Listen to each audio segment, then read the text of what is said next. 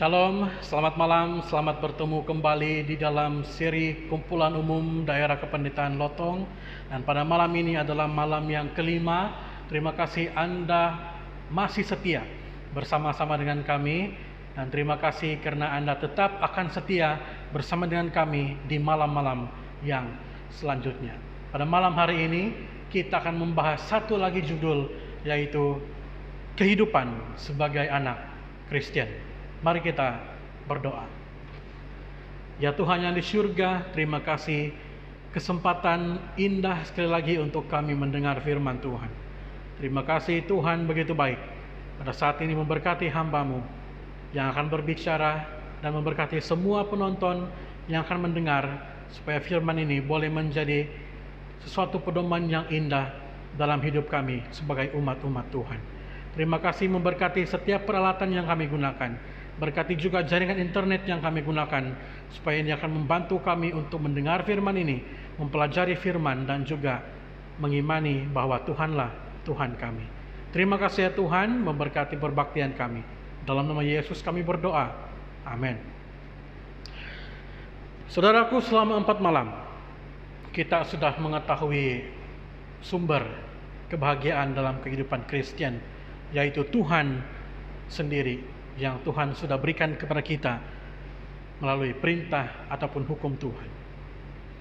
Dan selama 4 pelajaran sebelum ini, kita sudah mengetahui 4 langkah ke arah kebahagiaan Kristen, yaitu yang membahas mengenai 4 hukum perintah Tuhan yang pertama, yang menyuruh kita untuk mengutamakan, mengagungkan, menyenangkan, dan juga mengenang Tuhan dalam kehidupan kita. Dan semua hukum pertama hingga keempat ini adalah berkaitan dengan kasih kita kepada Tuhan yang di surga. Nah, dalam Matius pasal yang ke-22 ayat yang ke-37 sehingga ayat yang ke-40. Kasihilah Tuhan Allahmu dengan segenap hatimu, dengan segenap jiwamu, dan dengan segenap akal budimu. Itulah hukum yang terutama dan yang pertama. Dan hukum yang kedua yang sama dengan itu ialah kasihilah sesamamu manusia seperti dirimu sendiri.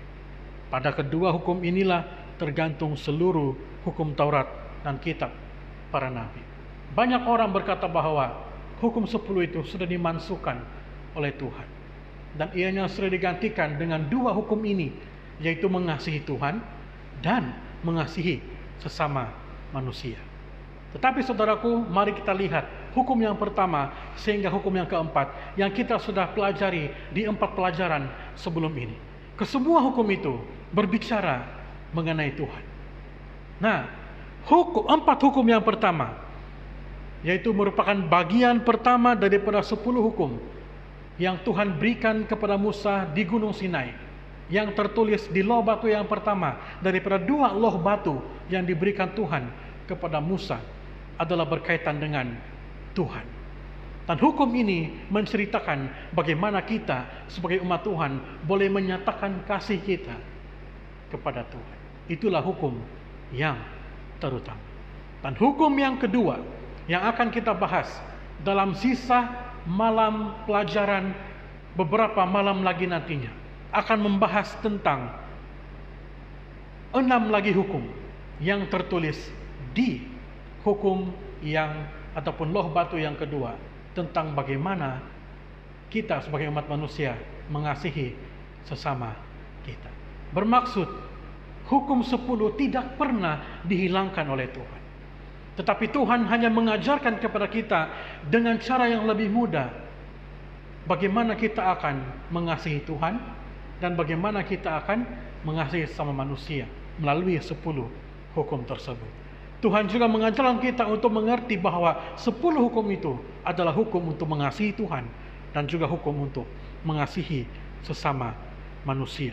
Nah, 4 malam sebelum ini kita sudah membahas mengenai hukum mengasihi Tuhan, yaitu perintah yang membawa kepada kebahagiaan yang sejati, yaitu mengutamakan Tuhan, hukum yang pertama, mengagungkan Tuhan, hukum yang kedua, menyenangkan Tuhan, hukum yang ketiga, dan juga mengenang Tuhan, hukum yang keempat. Dan 4 langkah ini adalah langkah untuk kita membangun hubungan kasih yang intim kepada Tuhan. 4 langkah ini adalah langkah dalam membangun hubungan yang dalam dengan Tuhan, menyatakan kasih kita kepada Tuhan. Dan pada malam ini kita akan mempelajari langkah yang pertama dalam membangun hubungan yang intim dengan sesama manusia. Langkah yang pertama dalam menuju satu lagi kebahagiaan sejati dalam hidup kita, yaitu bagaimana kita harus hidup sebagai anak-anak Kristen. Langkah yang pertama dalam membangun kehidupan yang bahagia dan mengasihi sesama manusia adalah dengan hidup sebagai anak Kristen. Keluaran 20 ayat 12. Hormatilah ayahmu dan ibumu, supaya lanjut umurmu di tanah yang diberikan Tuhan.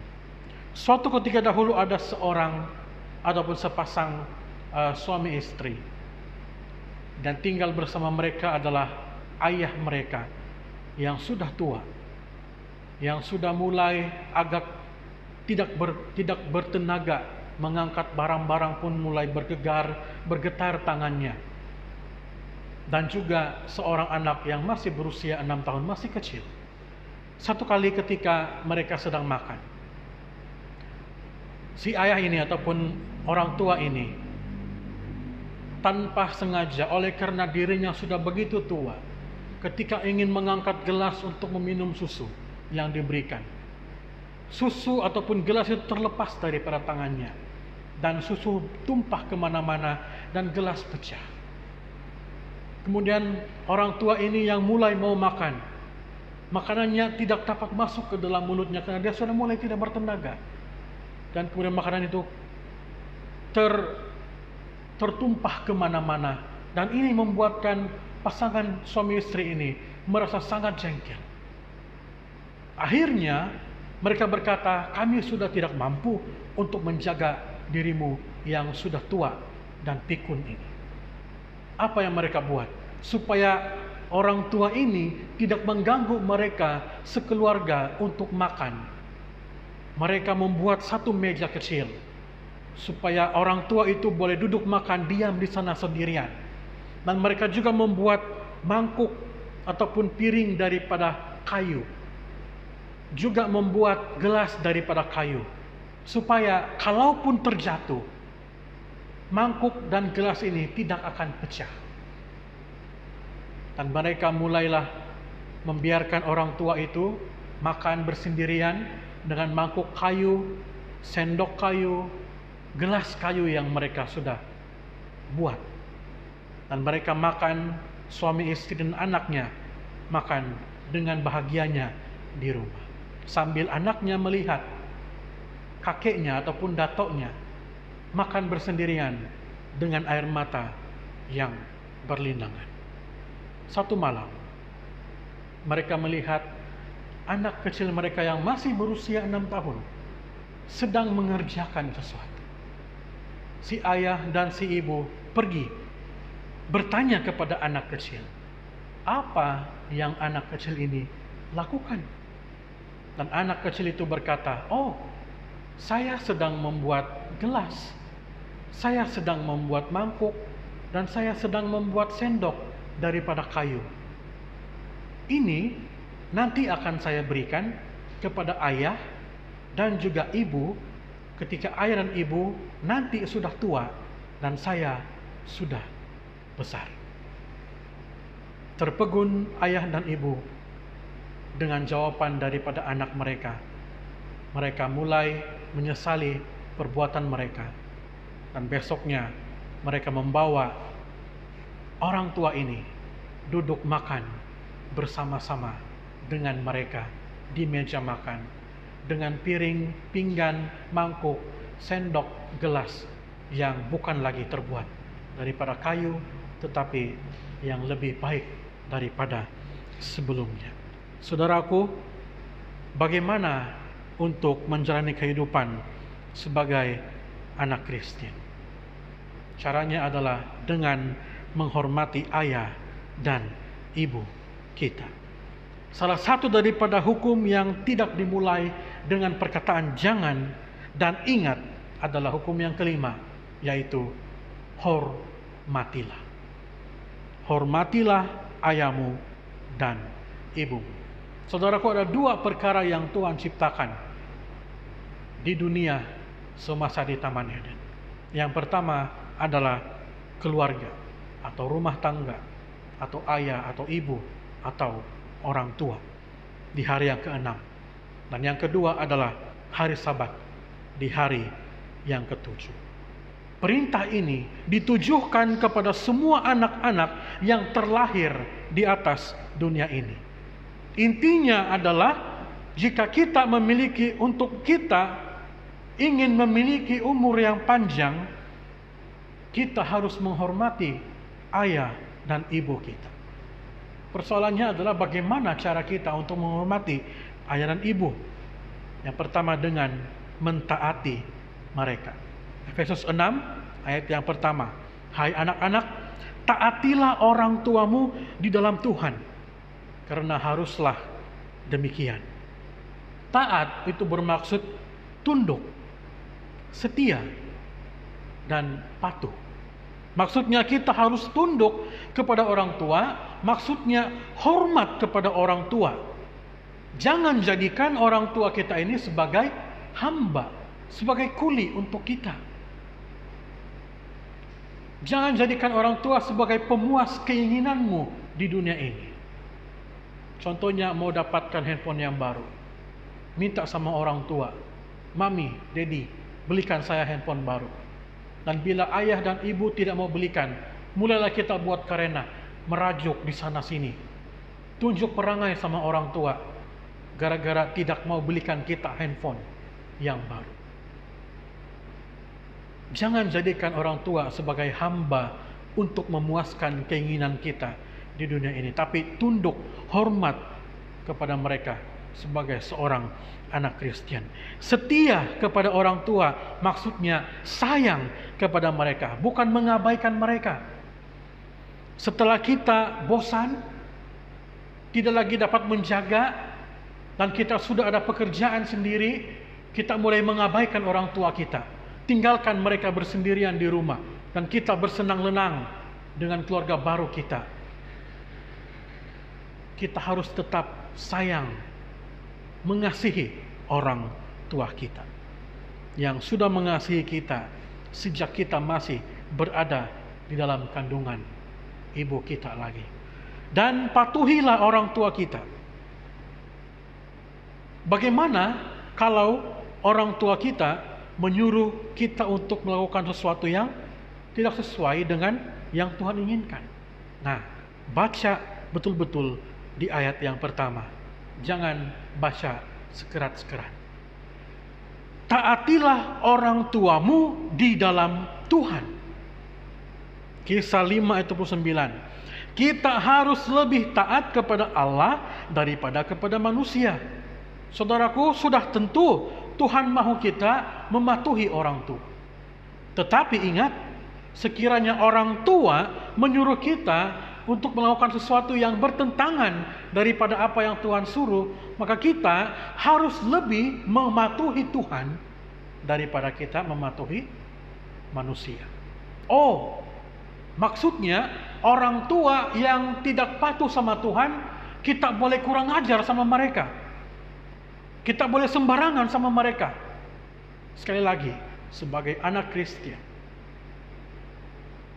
cara kita melayan orang tua adalah dengan penuh sopan, penuh hormat. Walaupun mungkin apa yang dia suruh dengan kita tidak sesuai seperti yang Tuhan inginkan. Bukan berarti kita boleh bertindak sembarangan, memukuli dia, kurang ajar sama dia, tidak. Tapi tetap harus menunjukkan rasa hormat kita sebagai anak-anak Kristen kepada orang tua atau orang yang lebih tua kepada kita. Harus kita menjaga hormat, harus respect sama mereka, dan harus santun dalam menghadapi orang tua. Kita harus menjaga nama baik mereka. Amsal 17 ayat yang ke-6. Mahkota orang-orang tua adalah anak cucu, dan kehormatan anak-anak ialah nenek moyang mereka. Bagaimana kita boleh menerima kehormatan melalui orang tua nenek moyang kita kalau kita mencemarkan nama baik mereka? Sebagai anak Kristen, kita harus meringankan beban orang-orang tua. Maksudnya bila kita sudah mulai berkemampuan, boleh bekerja sendiri, ada penghasilan sendiri, jangan lupakan orang tuamu di kampung. Walaupun memang yang mereka inginkan itu bukan uang ringgit daripada kita, tapi terkadang mereka juga perlukan bantuan untuk mereka boleh hidup, meneruskan kehidupan dari segi uang ringgit. Memberikan cinta dan kelembutan kepada mereka. Perkara utama yang paling diinginkan oleh orang tua itu bukan uang ringgit, tetapi kasih sayang, perhatian yang diberikan oleh anak-anak kepada orang tua. Inilah cara kita untuk menghormati orang tua kita. Anak-anak yang menolak untuk menghormati orang tua, mereka juga sebenarnya sedang menolak untuk menghormati Tuhan. Kenapa? Karena Tuhan, orang tua merupakan wakil Tuhan di dalam keluarga kita. Namun tetap ada nasihat yang harus kita berikan kepada orang tua. Walaupun anak-anak itu harus memberikan hormat mereka kepada orang tua, namun orang tua tidak boleh hanya duduk diam. Oh, perintah Tuhan mengatakan anak-anak harus menghormati orang tua. Jadi kita mulai mengambil kesempatan terhadap anak-anak kita. Jangan. Ini nasihat yang kita boleh berikan kepada orang tua. Anak-anak memang memiliki kewajiban untuk menghormati orang tua. Namun bagaimana caranya supaya sebagai orang tua kita dihormati oleh anak-anak kita? Kolose pasal yang ketiga ayat yang ke-21. Hai bapak-bapak, janganlah sakiti hati anakmu, supaya jangan tawar hati mereka. Jangan memperlakukan anak-anakmu seperti hamba di rumah. Hanya oleh sebab Alkitab katakan bahwa anak-anak harus taat, harus hormat kepada orang tua, kita mulai berkata, oh anak-anak harus jadi orang gaji di rumah, anak-anak harus jadi hamba di rumah.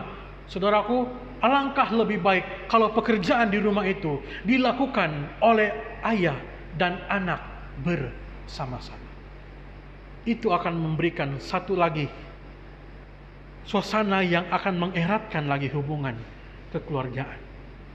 Orang tua jangan bersikap tidak adil terhadap anak-anakmu. Kadang-kadang orang tua cenderung memiliki keinginan untuk memiliki anak kesayangan dalam keluarga mereka. Oh, ini anak yang banyak bantu saya, jadi saya lebih sayang dia. Ini anak kurang sedikit membantu, jadi biarlah dia dibelakangkan. Saudaraku, anak-anak kita itu sama di mata Tuhan. Jangan ada sifat pilih kasih di dalam hidup kita sebagai orang tua kepada anak-anak. Berikan kasih sayang yang sama kepada anak-anak kita dengan adil. Tepati janji kita kepada anak-anak kita. Jangan janji kosong kepada anak-anak kita. Karena itu akan membuatkan mereka tawar hati, membuatkan mereka sakit hati. Didik anak-anakmu dalam ajaran dan nasihat Tuhan. Efesus 6 ayat yang keempat. Dan kamu bapak-bapak, janganlah bangkitkan amarah di dalam hati anak-anakmu, tetapi didiklah mereka di dalam ajaran dan nasihat Tuhan.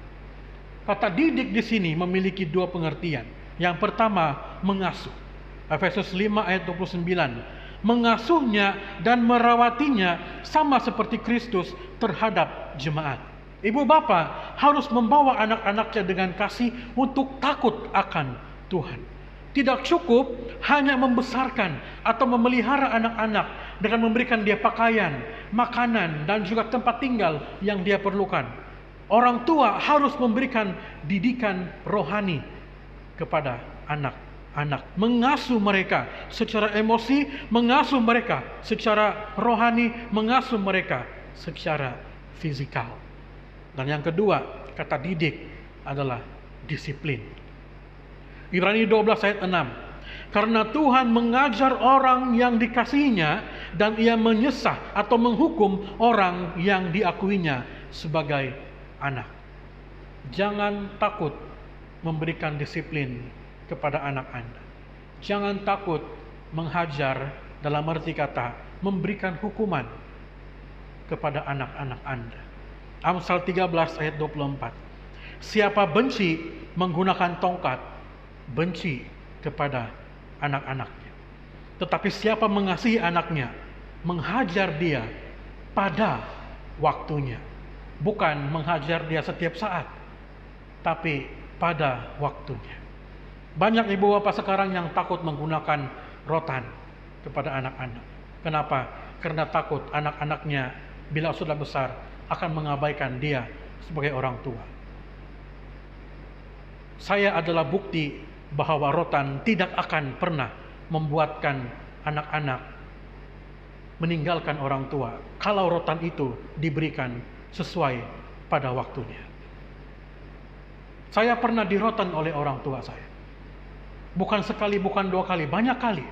Ketika saya masih kecil, masih nakal, masih belum tahu membuat keputusan yang baik dalam hidup.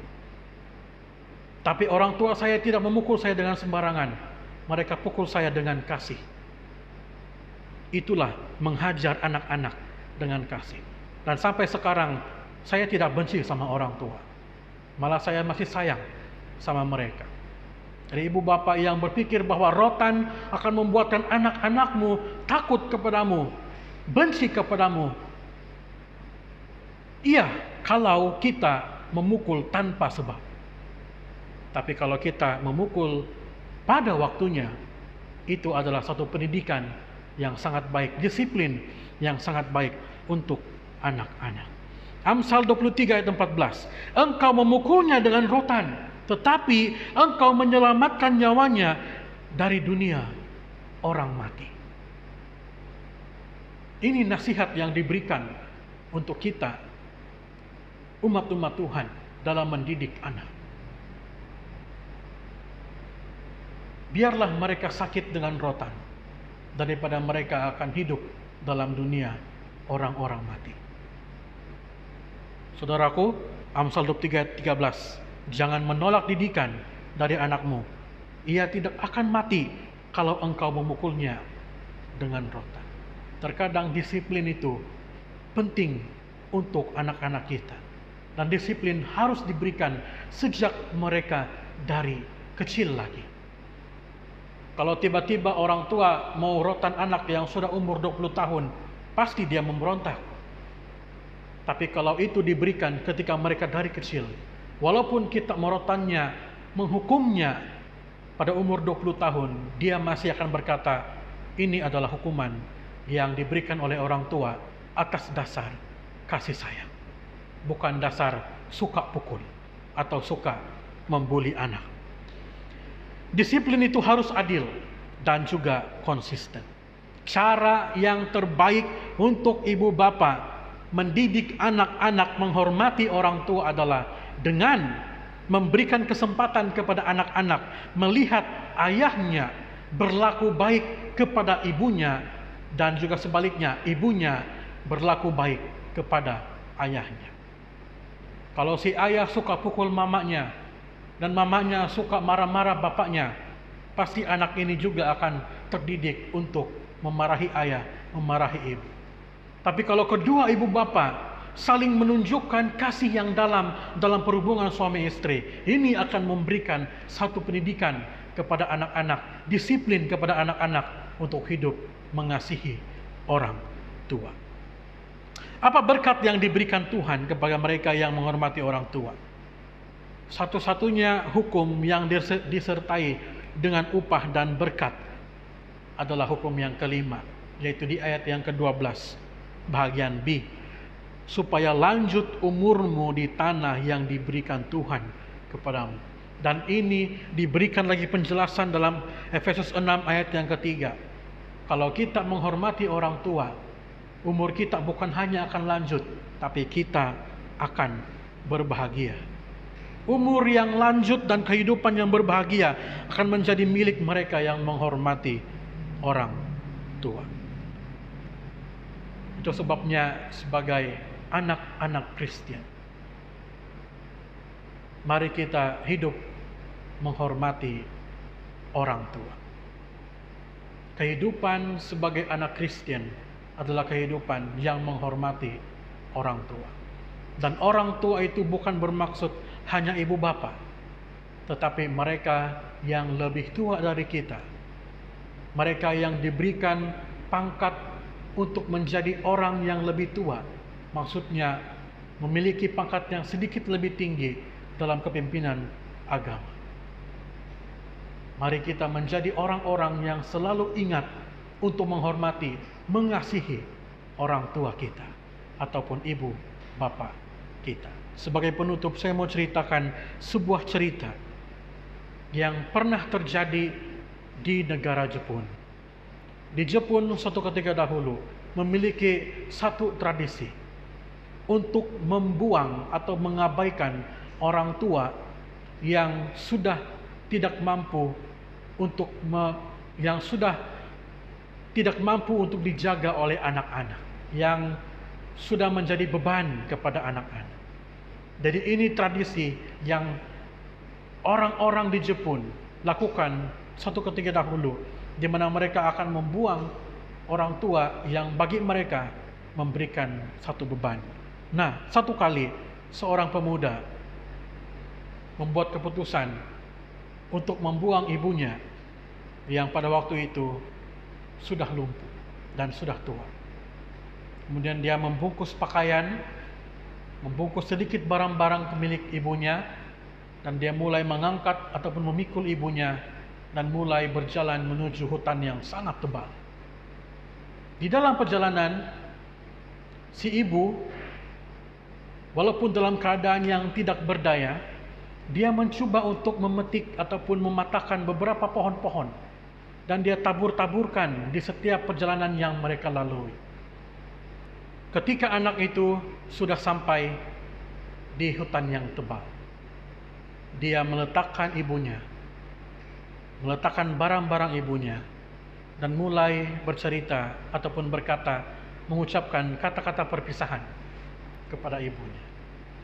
Dan si ibu dengan senyuman, justru dia berkata kepada anaknya, "Anakku, ibu sangat menyayangimu. Sejak kau kecil sampailah dewasa, ibu selalu merawatmu dengan segenap kasih dan sayang ibu. Bahkan sampai hari ini, rasa sayang ibu tidak berkurang sedikit pun terhadap engkau."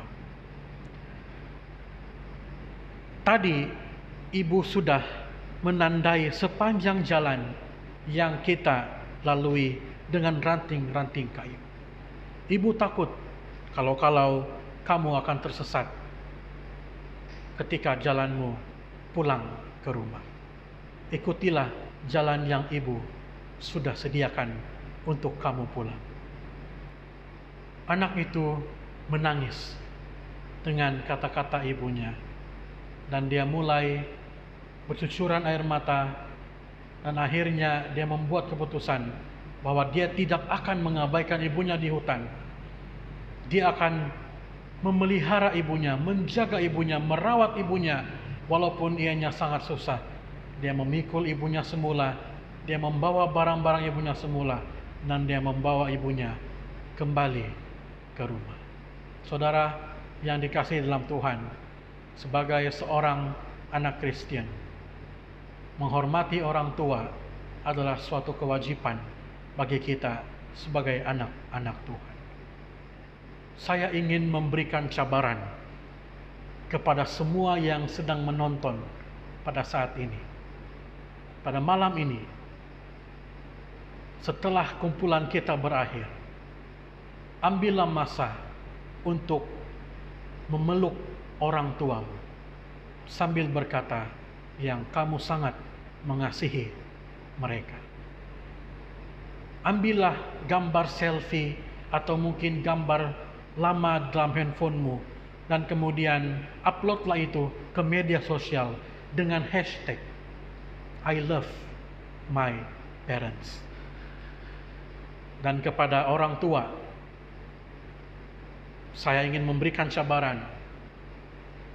Datanglah dan peluklah anak-anak Anda pada malam ini. Katakan yang kamu mengasihi mereka. Dan kalau anak-anak Anda mungkin jauh daripada Anda, buatlah satu video conference ataupun video call, ataupun hantarkan message melalui WhatsApp kepada mereka. Dan mungkin bolehlah mengupload di media sosial dengan menuliskan hashtag I love my children di gambar-gambar bersama-sama anak-anak. Saya ingin menyahut cabaran untuk kita menunjukkan hormat dan kasih kita kepada orang tua dan kepada anak-anak.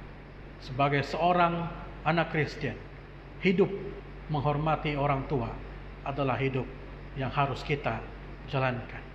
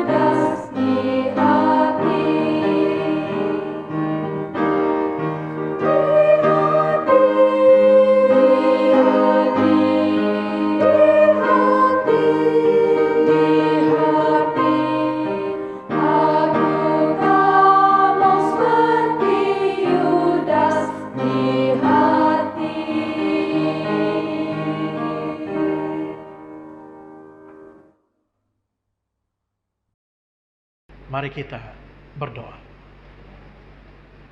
Tuhan yang di surga, terima kasih Tuhan begitu baik. Kami diajarkan untuk menjadi anak-anak yang hormat kepada orang tua. Terima kasih ya Tuhan kesempatan ini. Dan terima kasih karena Tuhan begitu baik. Memberkati setiap kami sebagai anak-anak supaya tetap menghormati dan mengasihi orang tua kami. Dan memberkati setiap orang tua supaya boleh memberikan didikan dan juga kasih sayang kepada anak-anak. Terima kasih ya Tuhan, Engkau mendengar doa kami. Dalam nama Yesus kami berdoa. Amin.